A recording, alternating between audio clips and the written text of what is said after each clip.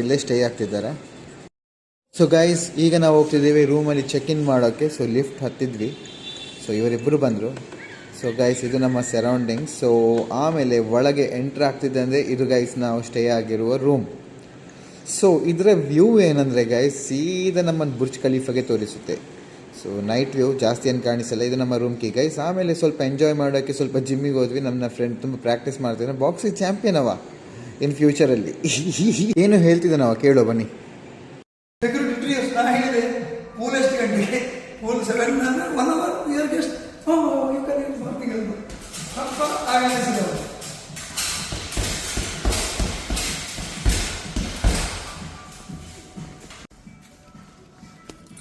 ಸರಿ ಸರಿ, ಎತ್ತು ಮೇಲೆ ವೆಯ್ಟ್ ಏರಿಸು. ವೆಯ್ಟ್ ನೋಡುವಾಗ ಬಾರಿ ಮಸ್ತ್ ವೆಯ್ಟ್ ಉಂಟು ಬಾರ್ದೆ ಪಾಪ ಬಾಲೆ.